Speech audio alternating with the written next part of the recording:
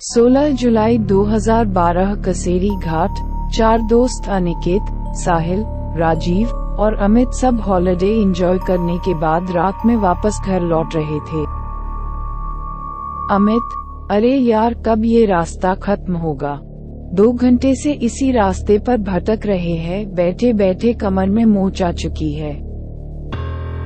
राजीव, हाँ यार साहिल, तुझे इस रास्ते के बारे में पता भी है या ऐसे ही गाड़ी को भगाए जा रहा है? साहिल, पता नहीं यार, दिन में तो ये रास्ता जल्दी कट जाता है, ना जाने इस वक्त ऐसा क्या हो रहा है। और वैसे भी मैं रात में कभी इस रास्ते से सफर नहीं किया। दिन में 2 से 3 बार यहाँ से गुजरा हूँ, रात का एक्सपीरियंस तो मुझे भी नहीं है। वो आपस में बात ही कर रहे थे कि तभी उन्हें पीछे से एक ट्रक की तेज हॉर्न सुनाई देती है। वो गाड़ी लगातार इनकी गाड़ी को ओवरटेक करने की कोशिश कर रही थी। अमित, कैसा ड्राइवर है, पीकर गाड़ी चला रहा है क्या?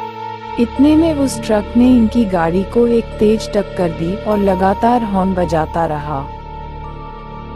अनिकेत, साहिल साइड दे उसको, वरना ऐसा लगता है कि ये हमें मारने के इरादे से आया है। साहिल उस ट्रक को साइड दे देता है और वो गाड़ी सीधा आगे निकल जाती है। साहिल, तुम लोगों ने उस गाड़ी को देखा? ऐसा लग रहा था कि जैसे खंडर से निकाला हो। ऐसा लगता है 200 साल पुरानी ट्रक है। वो लोग इस इंसिडेंट से घबरा गए थे। तकरीबन 10 मिनट बाद गाड़ी एक पुराने कब्रिस्तान से गुजरती है। उस हाईवे पर एक कब्रिस्तान भी पड़ता था। गाड़ी जैसे ही उस कब्रिस्तान से गुजरती है, उन्हें कब्र के पास वही पुरानी ट्रक दिखती है जो थोड़ी देर पहले उनकी जान की दुश्मन बनी थी। राजीव, साहिल गाड़ी रोक, वो देख। अमित, अरे ये तो वही ट्रक है जिसने हमें परेशान कर दिया। मुझे लगता है कि हमें एक बार जाकर देखना चाहिए कि बात क्या है। अमित, तू पागल हो गया है क्या? आधी रात इस तरह कब्रिस्तान में जाने की बात कर रहा है? अरे मरना है क्या? अमित उन्हें वहां जाने से रोकने की कोशिश करता है, लेकिन तभी उन्हें उसी ट्रक से एक आदमी उतरता दिखता है जिसने काले कपड़े पहने हुए थे और उसके सर पर एक टोपी था। वह लगभग 7 फीट लंबा और हट्टा कट्टा था। ये देखकर ना जाने क्यों सबकी उत्सुकता और बढ़ गई और अमित के अलावा सभी उस आदमी के बारे में पता लगाने के लिए उत्सुक हो गए। सभी उस आदमी के पीछे जाते हैं और अमित को भी मजबूरन उन तीनों के साथ जाना पड़ता है। चारों जब उस ट्रक के दीवार के पास पहुंचे तो उनका दिल बैठ गया।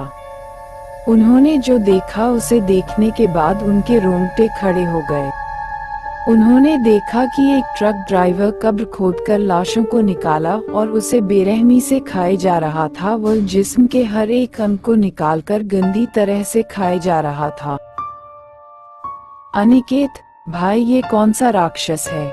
निकलो यहाँ से जल्दी से। हड़बड़ाहट में सब वहाँ से एक साथ भागे, लेकिन अमित इतना डरा था कि वह हिल भी नहीं पाया। कदमों की आवाज सुनकर उस शैतान को पता चल गया कि कोई उस पर नजर रख रहा है। वह जैसे ही पीछे पलटा, उसे वह 3 लड़के भागते और एक वहाँ खड़ा दिखा। वह शैतान अमित के करीब पहुंचा और उस शैतान ने सीधा अमित के गले पर वार किया और एक ही वार में अमित की दर्दनाक चीख निकली और इसके साथ ही अमित की वही मौत हो गई। यहाँ तीनों तेजी से गाड़ी की तरफ भागने लगे और गाड़ी के पास पहुँचे और गाड़ी में बैठ गए। वह शैतान अब तक उनके पीछे नहीं भागा था, बल्कि दूर से ही खड़ा उन्हें घूर रहा था। साहिल गाड़ी स्टार्ट करने की पूरी कोशिश कर रहा था, लेकिन उसकी कार स्टार्ट ही नहीं हो रही थी। तभी वह दूर खड़ा शैतान धीरे धीरे उनके तरफ बढ़ता है और वह लगभग गाड़ी के नजदीक पहुंच गया था। तभी गाड़ी स्टार्ट हो गई और तेजी से साहिल गाड़ी को आगे बढ़ाने लगा।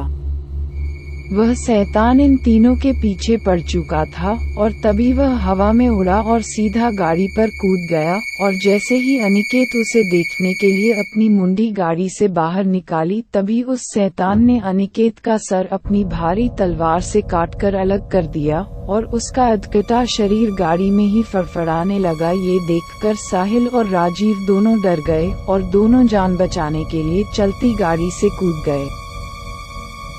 वे दोनों घास के मैदान में गिरे जिससे उन्हें कम चोट आई। वे दोनों सांस दबाए घास में लेटे रहे, लेकिन उनके डर को उस शैतान ने महसूस कर लिया और फिर शैतान को राजीव एक कोने में दिखा। तभी वो शैतान अपने लंबे नाखून और धारदार तलवार से राजीव पर वार किया, जिससे उसकी दर्दनाक चीख निकल आई और उसकी मौत हो गई।